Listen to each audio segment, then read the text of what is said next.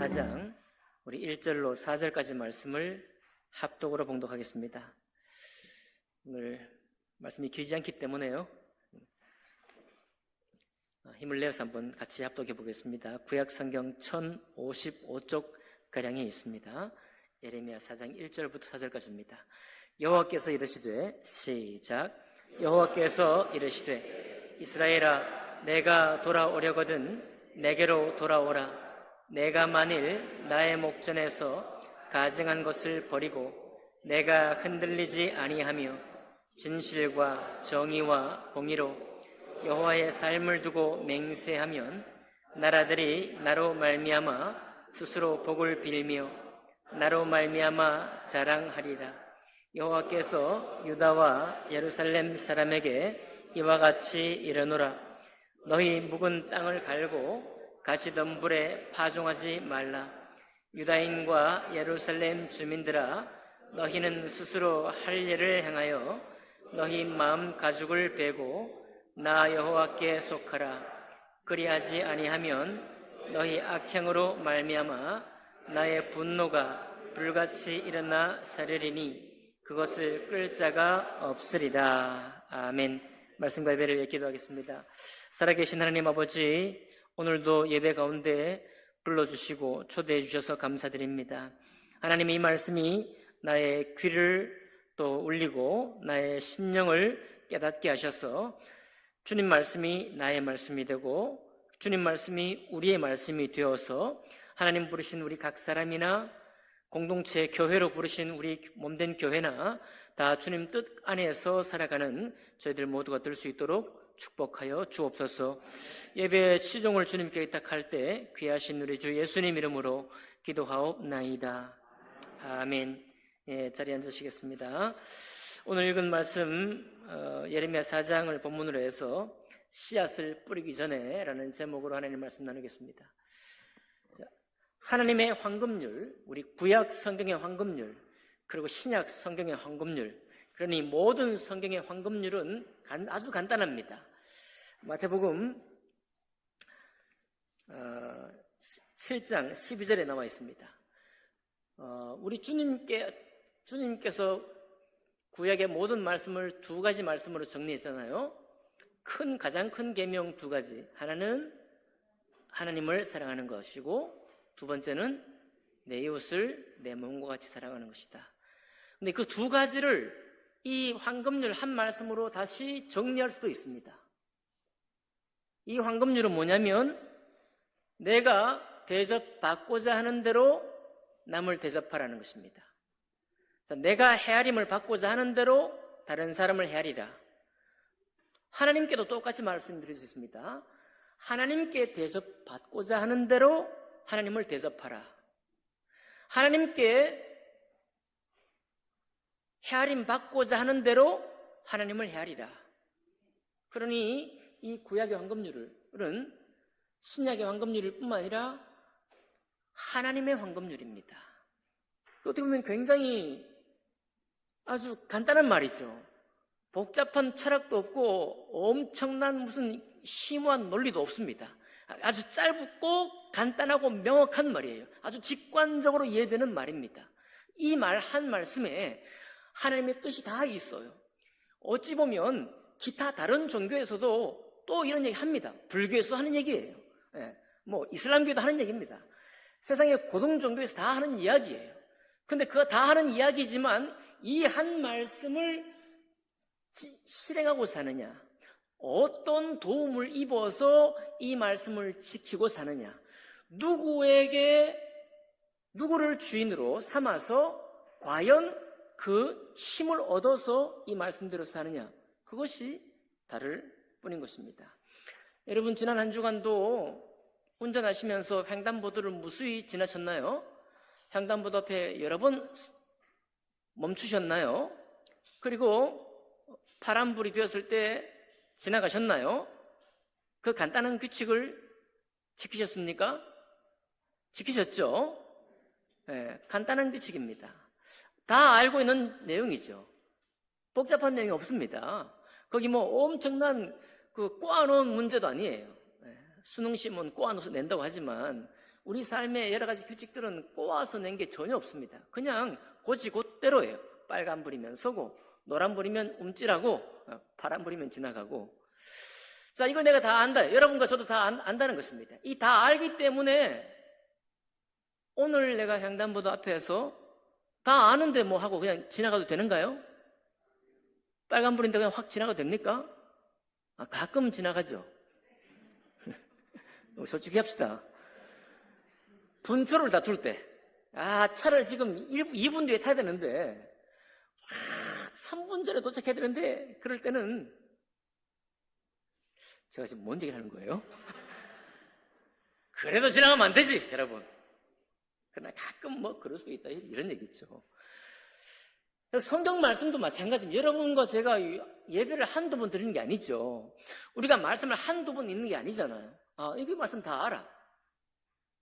자, 여러분, 우리를 속인다니까요.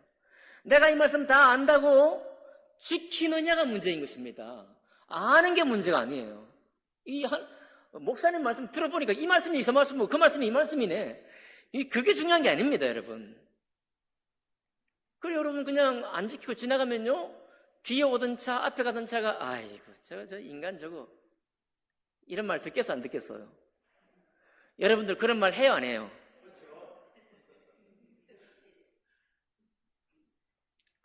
악한 생각을 품으면 안 되는데 또 악한 생각을 품었네요. 주변의 사람이 그렇게 통제 안 하면 누가 통제합니까? 국가가 통제하는 거예요. 빨간 딱지가 날아오는 것입니다. 벌금 내라. 자, 내가 나를 고치지 못해. 내가 안다고 교만해요. 내가 안다고 지키지 않습니다. 사람들이 나에게 뭐라고 해. 그래도 내가 너는 떠들어라. 요즘 하는 얘기 많이 있잖아요. 그리고 그냥 안 지키고 무시하고 지나갑니다. 그러면 국가가 빨간 딱지를 매기는 거예요. 그렇게 빨간 딱지 매겨서라도 이거는 공공의 유익을 위해서, 너도 다른 사람이 너 여유 있을 때 다른 사람이 확 지나가면은 그렇게 손가락질 할 일 아니냐. 그러니 너도 대접받고자, 너도 그렇게 헤아릴 때 그렇게 헤아리지 않으면 지탄받고 손가락질 받는다. 마찬가지입니다. 여러분, 하나님 말씀은 정말 거룩하고 높은 말씀이긴 한데 사실은 가만히 뜯어보면 우리 영혼 깊이에서 원하는 것들이에요. 전부 다. 예를 들어 간단하게 들어볼까요? 여러분, 유명 인사, 유명한 연예인, 유명한 스포츠 선수들이 엄청나게 잘합니다. 막 우리가 박수를 보내고 환호를 보냈어요. 그런데 그 사람이 아주 간단한 횡단보도 같은 아주 간단한 거 몇 가지를 어기는 게 발견이 됐어요. 그게 신문 보도가 났습니다. 그럼 어떻게 돼요? 그렇게 환호를 보냈고, 그의 플레이, 그의 연주, 그가 하는 모든 인고의 세월 동안 자기가 자기를 만들어왔던 모든 것들에 환호를 보냈던 그 환호가 금방 지탄으로 바뀝니다. 왜 그래요? 아니, 그만큼 그가 인생의 수고를 하고 나보다 훨씬 더 열심을 냈고 나보다 훨씬 더 아주 어려움을 헤쳐나가는 방법을 터득했고 엄청나게 노력을 해서 그렇게 뭔가를 이루었는데 왜 박수 대신에 지탄을 합니까? 나는 그보다 못한데. 왜 그래요? 우리 인생의 영혼이 바라는 것은 그가 이루어내는 업적을 박수는 쳐줄 수 있지만 그가 사람을 대하는 것에 대해서, 타인을 대하는 것에 대해서 예의가 없거나 정의롭지 않거나 다른 사람을 잘 헤아리는 태도를 가지고 있지 않으면 그는 추락하고 맙니다. 이거는 당연한 거예요. 하나님 말씀이 어떻게 보면 상식적인 말씀이죠. 남에게 헤아림을 받고자 하는 대로 너도 남을 헤아리라. 남에게 대접받고자 하는 대로 너도 남을 대접하라. 하나님께 대접받고자 하는 대로 하나님을 대접하고 하나님께 헤아림을 받고자 하는 대로 하나님을 헤아리라. 너무너무 쉽지만은 이게 잘 안 된다는 거예요. 문제는 바로 그것입니다. 오늘 우리 말씀의 제목이 씨앗을 뿌리기 전에라는 말이죠. 제가 지난주에 우리 한 자매님에게 우리 농사를 여러분 지어보십시오 이렇게 고민했는데 농사가 정말 성경적이에요. 우리 주님 살던 시대에 산업 시대가 아니잖아요. 그러니까 하나님의 모든 말씀이 농경 중심으로 되어 있습니다. 그러니까 농사를 지어보면 조금 이해력이 더 좋아져요. 구체적이 됩니다. 오늘도 농사에 관한 맥락입니다. 우리 한국적인 농사를 볼까요? 여러분, 겨울을 거지를 다 했습니다. 옥수를 다 따먹고 나면 이제 줄기를 쳐버리죠. 그러면 뿌리가 땅속에 아직 남아있죠. 어떻게 해야 돼요? 네, 어느 정도 이제 이게 땅이 물러지면은 뽑아내야 되죠. 누가 이렇게 썼더라고요. 아니 낙엽이라든지 아니면 고추대라든지 이거 이제 뽑아놓고 그거 그냥 트랙터로 갈아가지고 퇴비 삼으면 안 되냐? 그랬더니 절대 그렇게 하지 말래요. 왜 그러냐? 거기 있는 병균들이 있다는 거예요. 병균들 그대로 갈아가지고 땅에 해놓으면 거름이 될 것 같지만 병충해가 더 확산된다. 그러니 퇴비는 공식 퇴비를 써라. 이렇게 되어 있더라고요. 자, 그거를 남아있던 걸 뭐라 그러냐면 잔재라고 그래요. 잔재. 우리는 일제 잔재 이런 얘기만 너무 들어가지고 저도 이번에 말씀 주면 처음 알았어요. 잔재가 뭐냐? 잔재가 원래 그거예요. 남아있는 찌꺼기. 곡물을 캐고 난 후에 남겨진 뿌리, 그 다음에 나뭇가지들, 다른 돌멩이들, 이렇게 밭에 들어온 돌멩이라든지 이미 있던 돌멩이 이런 것들이 다 잔재예요, 잔재. 그러면 그 잔재를 두고 어떻게 해야 되느냐? 씨앗을 뿌릴 때 씨앗을 뿌리기 전에 먼저 그 남아있는 찌꺼기 잔재를 제거해야 되는 것입니다. 그걸 털어서 내지 않고 불살라 버리지 않으면은 곡식이 농사가 안 되는 거예요. 결국에 이제 어떻게 되느냐? 이스라엘은요, 우리보다 훨씬 더 심해서 거기는 땅이 황량해요. 척박합니다. 물론 이스라엘 평원과 같이 또 북쪽에 혈몬산 이슬을 먹고 자란 그 비옥한 땅도 있긴 하지만은 주로 대부분 다 황량한 땅이에요. 그러다 보니까 여러분 사막 같은 그 내셔널 지오그래픽이나 자연의 세계 보시면은 사막에 주로 뭐가 잘 자라요? 선인장. 그 가시 있는 나무나 선인장이 많이 자랍니다. 그러니까 이 이스라엘 땅에는 밭을 내버려 두잖아요. 그럼 금방 뭐가 자라느냐? 가시나무, 엉겅퀴가 확 자라온다는 거예요. 그러니까 여기 우리식대로만 이해하면 왜 밭에 웬 가시나무? 우리는 가시나무 안 납니다. 그렇죠? 우리 얼마나 비옥한지 가시나무 안 나요. 이스라엘 땅이기 때문에 가시나무가 나는 겁니다. 가시나무가 막 너무 번창을 하는 거예요. 언제? 비가 안 오고 건기 때, 비가 오지 않은 건기, 땅이 마르니까 먹을 수분이 없으니까 거기에서 유일하게 잘 자랄 수 있는 선인장이나 가시나무, 엉겅퀴만 막 자라는 거예요. 엄청나게 자란다는 것입니다. 그런데 이것이 우기 때가 되어서 비가 좀 오면은 땅이 이제 좀 보슬보슬해지죠. 그럴 때 이 가시나무를 거둔다는 거예요. 뽑아내거나 캐내거나. 근데 이 주인이 씨앗을 심기 전에 가시나무를 안 뜯어내? 그럼 어떻게 됩니까? 더 무성해져 가지고 온 밭을 다 덮어버려요. 그럼 최후의 수단이 뭐냐면 아까 횡단보도 그냥 지나가는데 사람들이 막 통제를 했는데 뭐라고 했는데도 안 고쳐. 그럼 누가 통제한다고요? 국가가 통제한다고 그랬죠. 자, 가시나무 떨기 그대로 내버려 둡니다. 도저히 농사를 지을 수가 없어요. 예수님께서 뭐라고 하셨습니까? 길짝밭에 떨어지는 씨앗, 길가에 떨어지는 씨앗, 돌짝밭에 떨어지는 씨앗, 마지막으로 가시떨기 나무에 떨어지는 씨앗, 다 자라기는 자라되 열매 맺기 전에 열매를 못 맺을 만큼 자라다가 말아버린다. 가시떨기 나무 아래에서는. 그렇죠. 절대로 그건 내버려 두고 농사를 지어서는 안 되죠. 그래서 최후의 수단이 뭐냐면은 불살라버리는 거예요. 가시 좀 보여주세요. 저게 이스라엘 땅에 나는 가시 콕크라는 가시나무입니다. 저게 그냥 온 밭을 뒤덮여버리는 거예요. 저걸 냅두고 그냥 땅만 갈면 되겠어요? 씨앗을 심다가 발이 다 찔리겠죠. 다 불살라가지고 재로 만들어서 잔재를 완전히 없앤 다음에 땅을 갈아엎고 거기에 씨앗을 뿌리는 거예요. 오늘 예레미야 4장이 전체가 다 바로 이 농사짓는 이야기예요. 왜 그러면 이스라엘, 유다, 이제는 북이스라엘은 멸망했거든요. 남유다밖에 안 남았습니다. 남유다가 도대체 왜 가시 떨기를 안 뽑았냐? 우리가 조금 전에 지금까지 말씀드린 대로 남에게 헤아림 받고 싶은 대로 남을 헤아리라. 여러분, 시기하고 질투하고 그러면 언젠가 내가 시기 질투 당해요, 안 당해요? 그 원리에 따르면 그런다는 거예요. 내가 말로 다른 사람을 괴롭히면은 아주 독한 말로 내가 괴로움 당할 때가 있습니다. 내가 쥐어받고 나면은 나는 못 쥐어받죠. 다른 사람이 쥐어받게 돼 있어요. 이거 배우는 게 우리 인생 아닙니까? 우리 인생이에요. 잘나나 못나나 아까 말씀드렸던 얼마나 자기 성취를 위해서 애를 쓰나 마나 간에 타인을 향해서 그렇게 제대로 대하지 않으면 언젠가는 내가 당하게 돼 있습니다. 그거 가르치는 게 인생이에요. 그렇지 않겠습니까? 그거 배우는 게 인생사입니다. 그런데 그렇게 해도 배우지 않는 게 있다는 거예요. 안 배워진다는 겁니다. 이 유다 백성이 안 배워진다는 거예요. 유다만 안 배워지느냐? 우리도 잘 안 배워진다는 겁니다. 쉬운 것 같은데 잘 안 배워져요.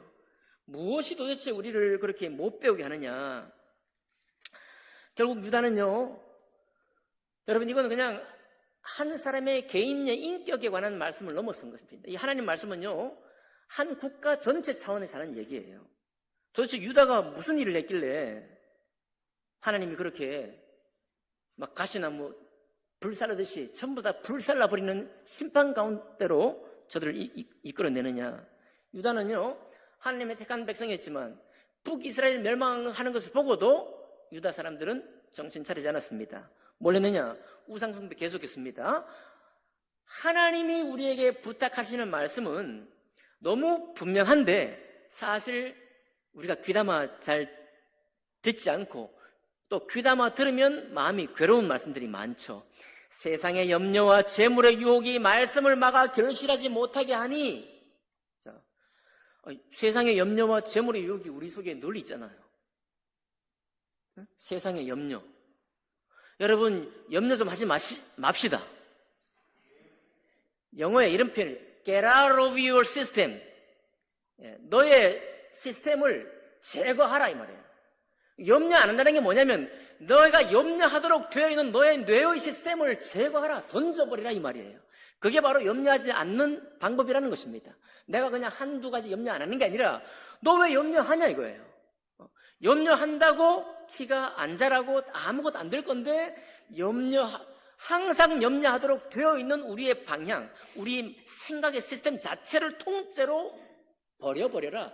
Get out of your system. 너의 시스템을 던져버려라. 지워버려라. 이렇게 할 때 우리가 염려하지 않는다는 거예요. 여러분, 그러니까 염려가 많으신 분들은 내가 지금 이 염려하는 이 시스템 자체가, 내 생각의 체계 자체가 염려하도록 되어 있구나. 언제부터? 나도 모르게.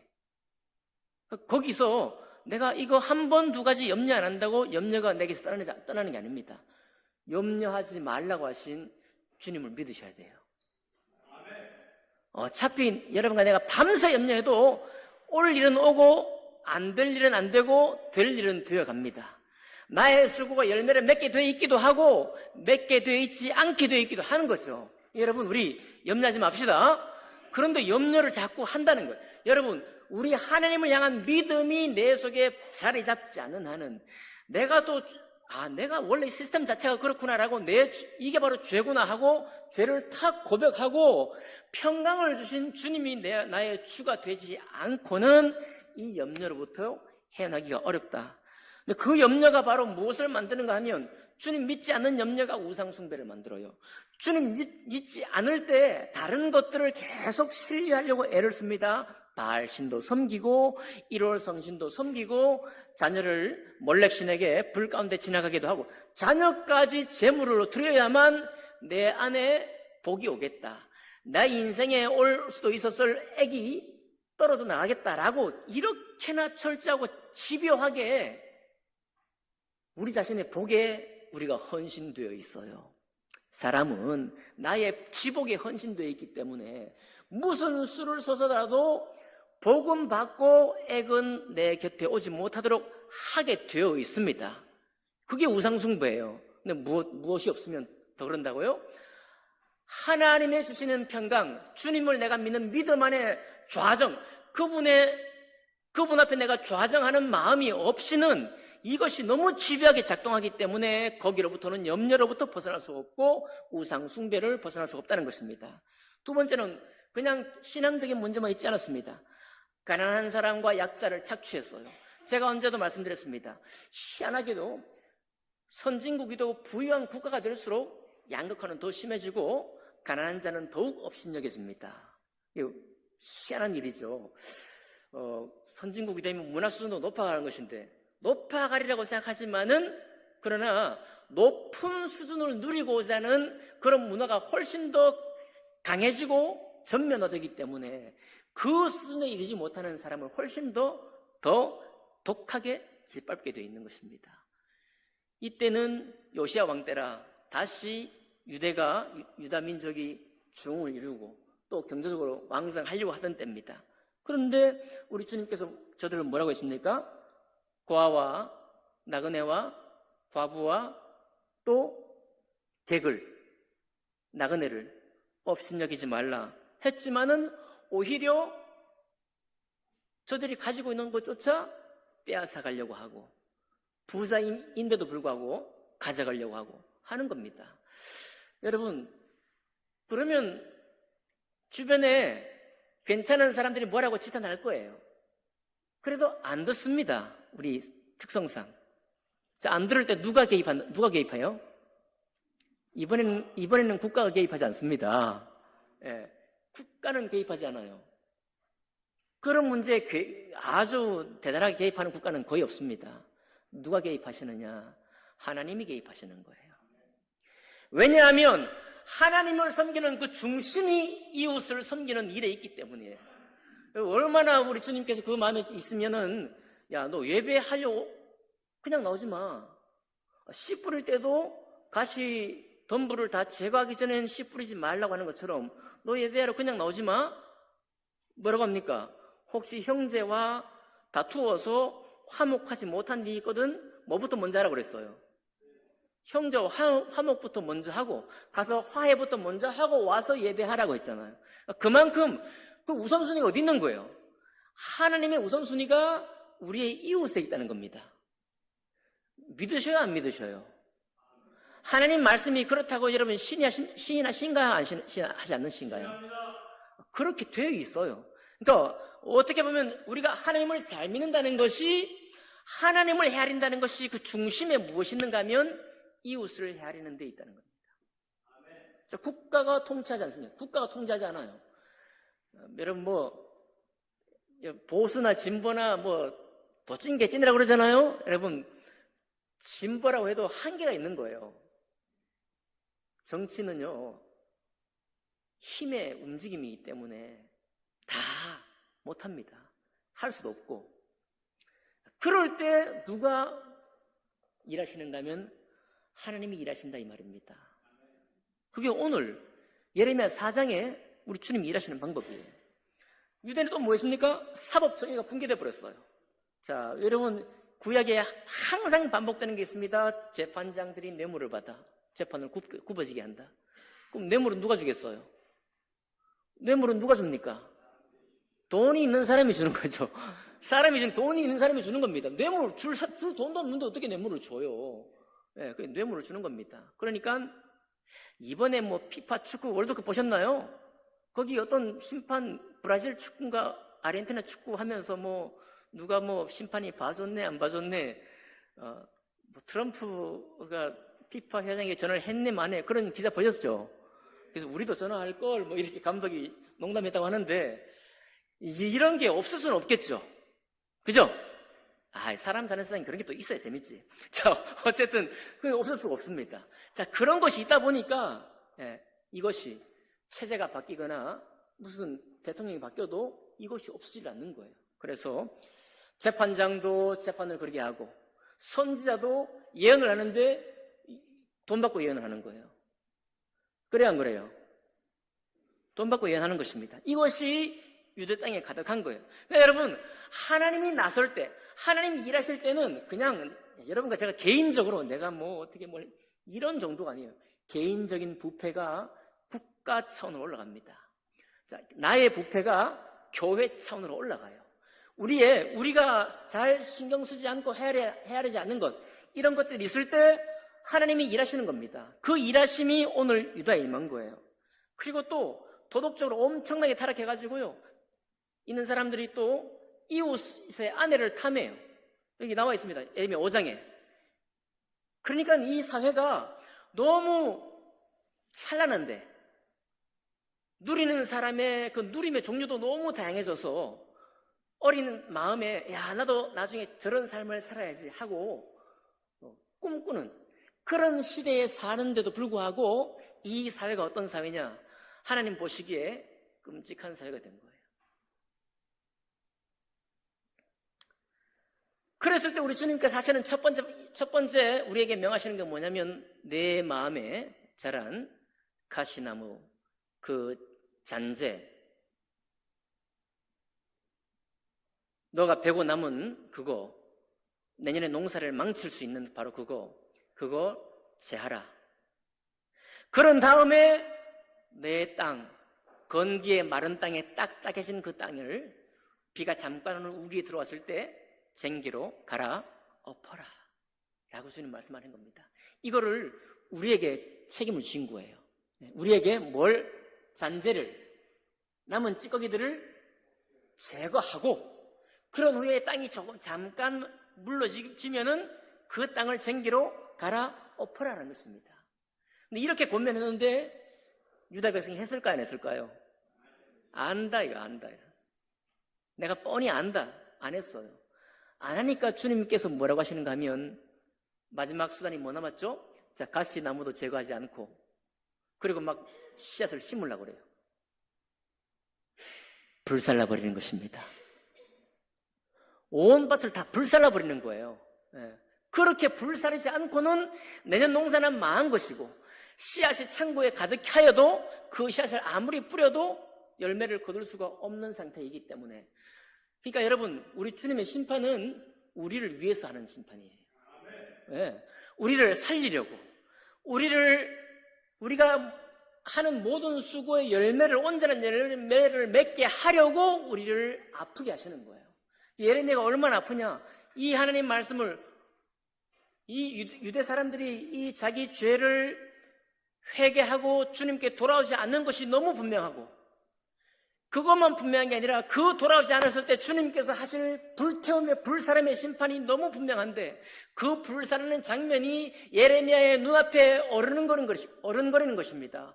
그러니까 예레미야가 슬프다 하고 애곡하는 거예요. 애통하다, 슬프다, 나의 백성이야 하고 눈물을 흘리고 있는 것입니다. 그게 바로 오늘 4장의 말씀이에요.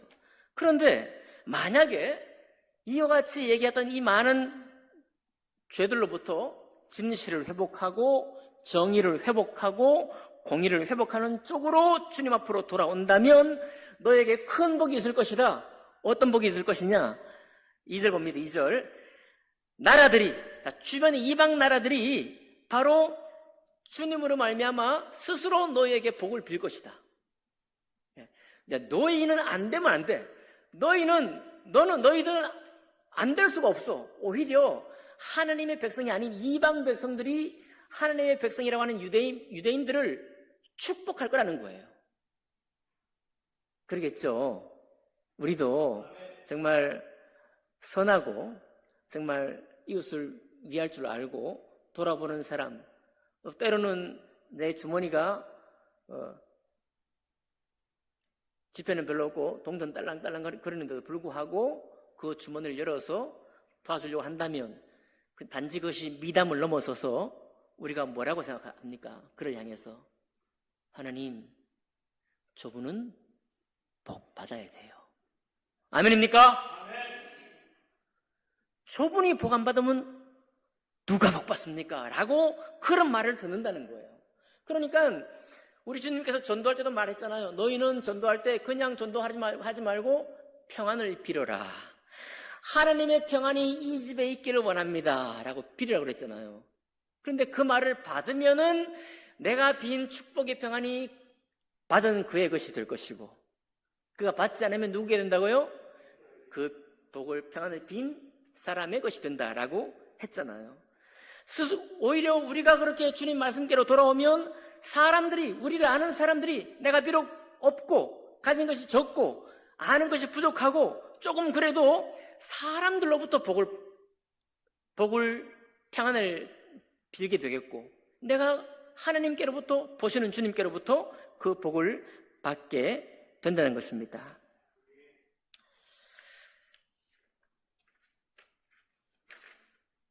여러분,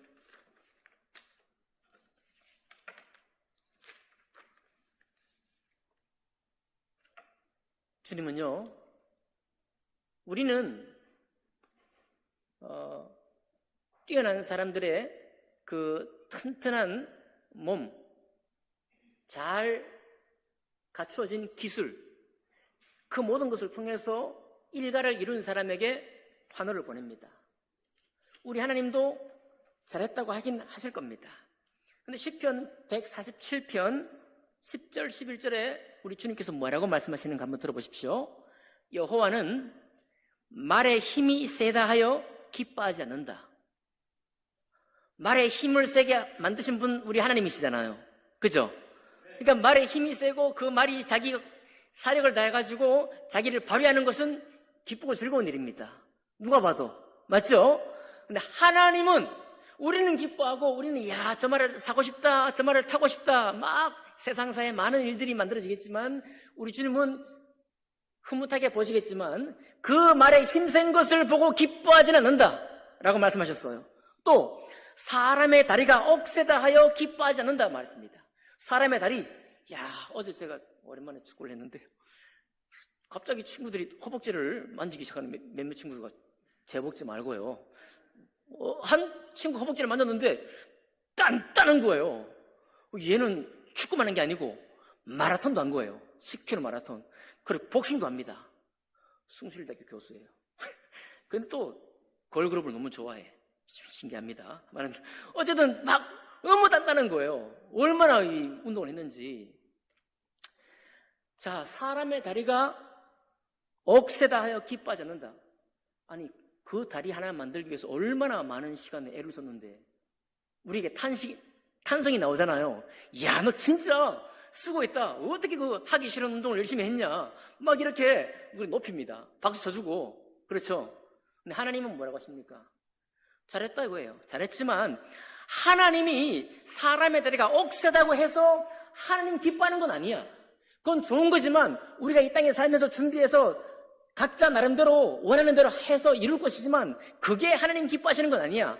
하나님 기뻐하시는 게 뭐냐? 나는, 여호와는 자기를 경외하는 자를 기뻐하고 그의 인자하심을 바라는 사람들을 기뻐해. 이렇게 되어 있습니다. 그러니까 하나님의 기쁨은 사람에게 있습니다. 그럼 어떤 사람이냐? 하나님의, 아까 황금률, 다른 타인을 해림을 받고자 하는 대로 그 타인을 헤아릴 것이고 다른 사람에게 대접받고자 하는 대로 대접하는 이 한 가지 이 말씀을 삶의 여러 가지 세부, 여러 가지 목록, 여러 가지 일들 가운데 지키고 사는 사람. 왜 지키고 살아요?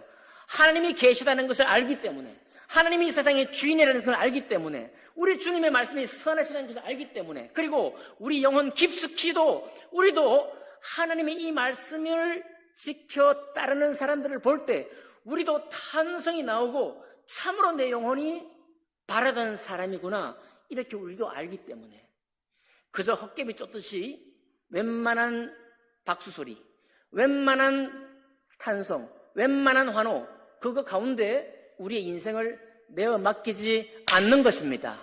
오직 주님, 오직 하나님 앞에 내 삶이 있다는 것을 알고 주님을 경외하고 주의 인자하심을 따르고자 하고 그분의 평안함 가운데 내 영혼이 평안을 얻기를 사모하는 사람, 그 사람을 주님이 가장 기뻐하신다는 겁니다. 근데 유대 백성 전체가 전부 다 그렇게 하지 않았어요. 그러니까 불살라버린 거예요.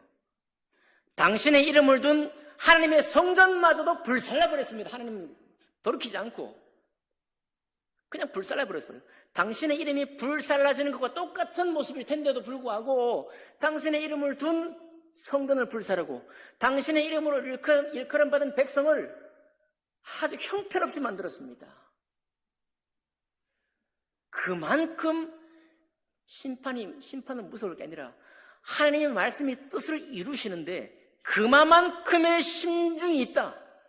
우리 주님의 심지가 견고한 사람을 기뻐하시지만 하나님의 심지가 그만큼 견고하다는 것입니다. 천만인이 오늘날 21세기를 살면서 말씀은 옛날 말씀이다, 다 지나간 말씀이다, 다 교회를 떠나고 있다, 청년들도 교회를 떠나고 있다, 뭐라고 외치고 있어도 우리 주님의 심중은 변함이 없습니다. 우리 주님의 심지가 견고한 그 심지가 한 번도 변화하지 않습니다.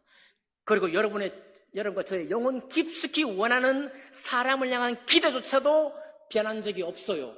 사람을 향한 기대, 그 중심의 그 깊은 기대는 우리 마음속에도 변함이 없습니다. 오히려 우리가 너무 어딘가에 끌려서 어딘가에 팔려서 내 영혼조차 그것을 바란다는 것을 모르고 살 뿐이에요.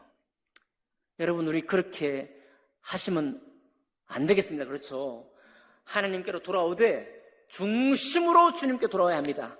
오늘 말씀이 어떻습니까? 마음 거죽을 꼬죽만 돌아오면 안 된다 이거예요. 겉만 돌아오서는 안 된다. 여러분, 이게 하나님이 너무 과하게 요구하시는 겁니까?